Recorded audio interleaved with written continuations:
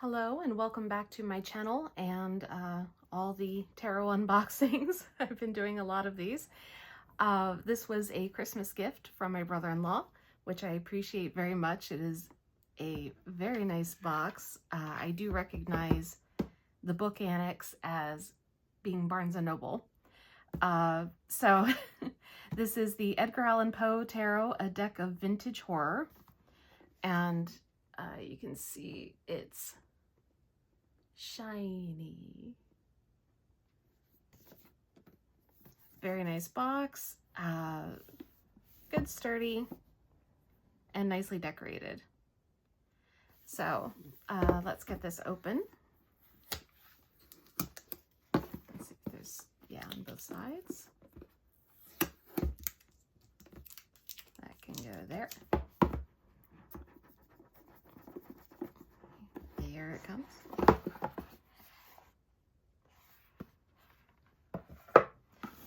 And apparently,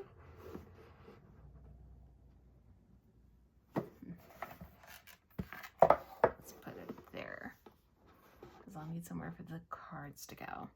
So this is nice. It actually comes with a little guidebook with an adorable raven on the cover.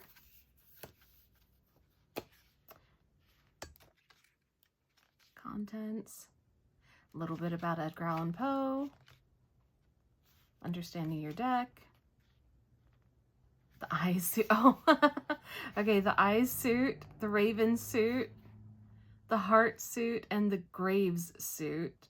So apparently graves is pentacles, hearts is unsurprised. Oh, actually, ooh. So apparently the graves suit is pentacles, the hearts, I should say this is surprising, but it is Edgar Allan Poe, represents swords, not cups. The raven suit is cups. Interesting. And obviously then the eyes suit is wands. So they have an interesting way of explaining the suits. The eyes suit represents the traditional suit of wands. This suit represents the energy of creativity, innovation, new ideas, and invention. These cards often refer to work and creative pursuits or travel. Raven suit. The raven suit represents the traditional suit of cups. This suit reflects your relationships and connections and often speaks to your emotions and intuition. These cards give you insight into your relationships, love life, and partnerships. The heart suit represents the traditional suit of swords. This suit deals with power inside yourself and wielded over you by others. Unfortunately, many cards in the heart suit imply heartbreak, sadness, and despair. The graves suit. The graves suit represents the traditional suit of pentacles. This suit mirrors your material conditions in the outside world, like wealth, health, and safety. The cards in this suit can deal with ego, responsibility, and ambition. So they've got the major arcana. We're going to see the cards, so I'm just going to flip through. Okay, and then we have the minor arcana. I'm already thinking the artwork on this is quite nice. So part 5, the Tarot and Poe. So I'll have to look that over later. Oh. Playing cards in spiritualism in Poe's writing. Reading tarot cards. Basics on how to do it, I assume, if this is your first deck. A couple of spreads, it looks like. Oh no, just one spread with a sample reading.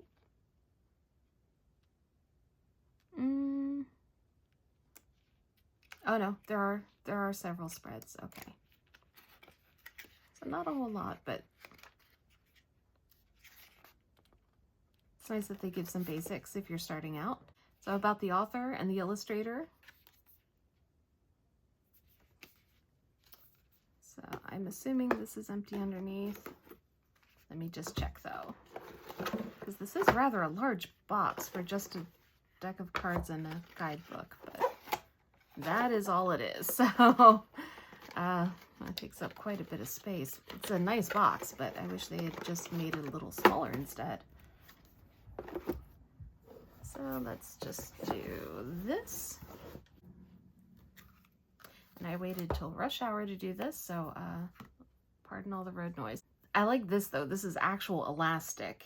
I don't think they would ever put actual rubber bands in a box like this, but I'm surprised that they give you anything to hold the cards together. That's nice. So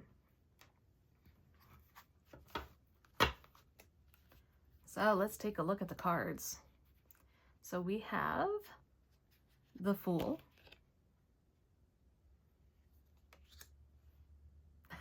Nice card back. The Magician. The High Priestess. The Empress. The Emperor. The Hierophant. The Lovers. The Chariot. Strength. The Hermit. Wheel of Fortune. Justice. The Hanged Man. Death. Temperance. The Devil.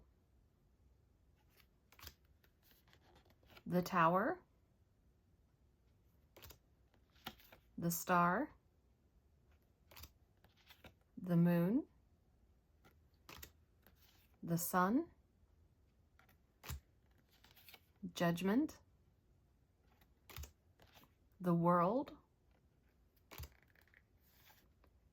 The Ace of Eyes. The Two of Eyes. The Three of Eyes.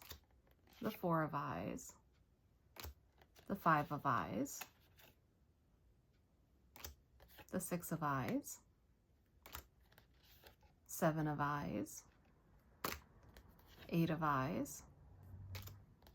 Nine of Eyes. 10 of Eyes. The Page of Eyes. The Knight of Eyes. The Queen of Eyes. The King of Eyes. Let's do this over. I just did this calling it the Suit of Skulls, which it's not. It's the Suit of Ravens. So let's do it again. The Ace of Ravens. Two of Ravens. Three of Ravens. Four of Ravens. Five of Ravens. Six of Ravens. Seven of Ravens. Eight of Ravens. Nine of Ravens.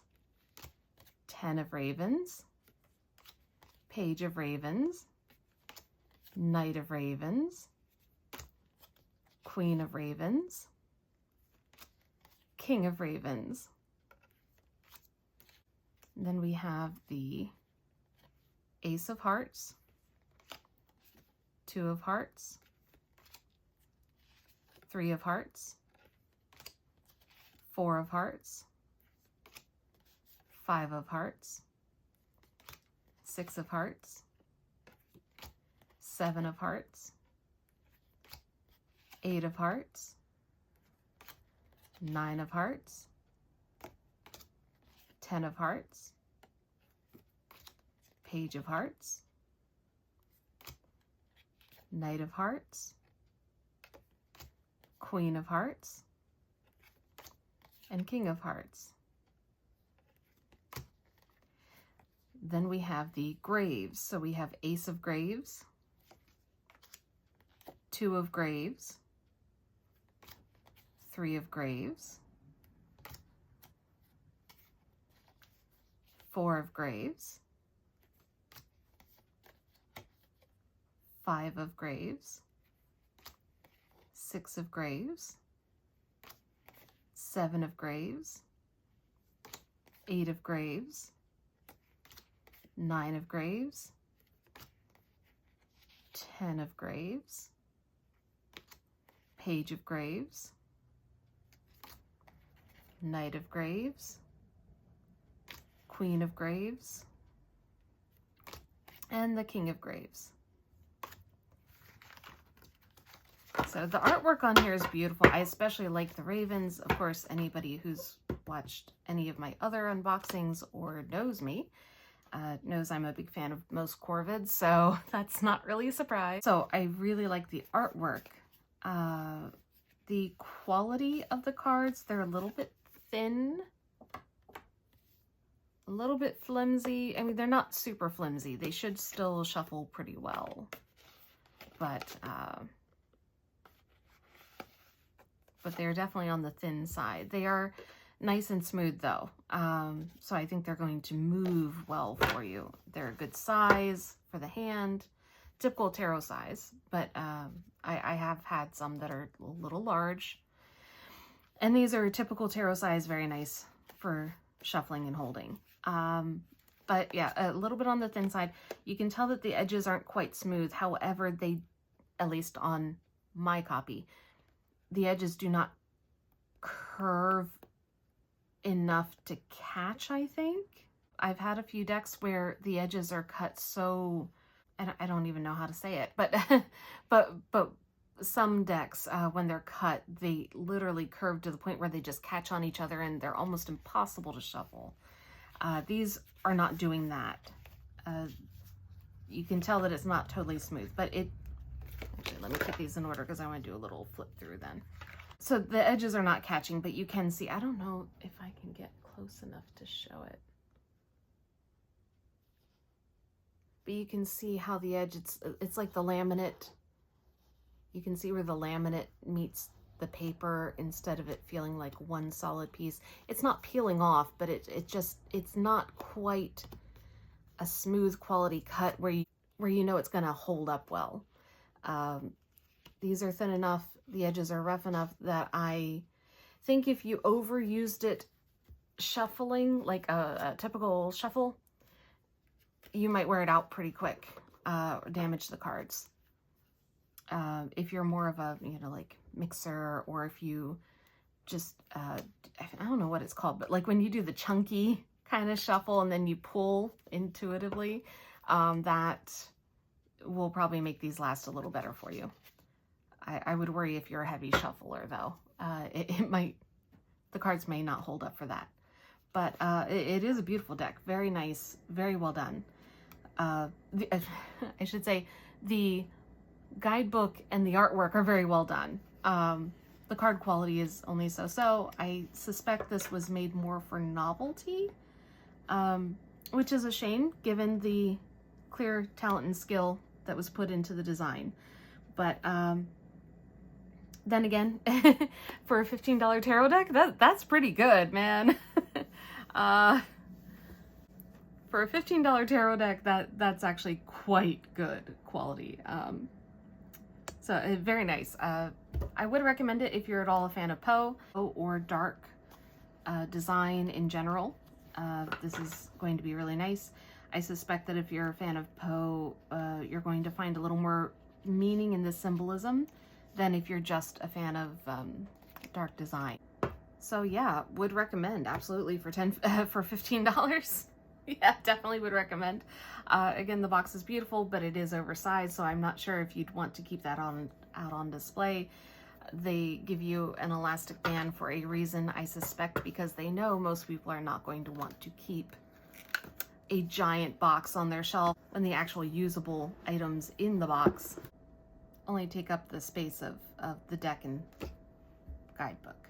So, I mean, you could easily slip this into a tarot bag to carry around or to store. So anyway, I hope you enjoyed the flip through, and I hope you have a wonderful day.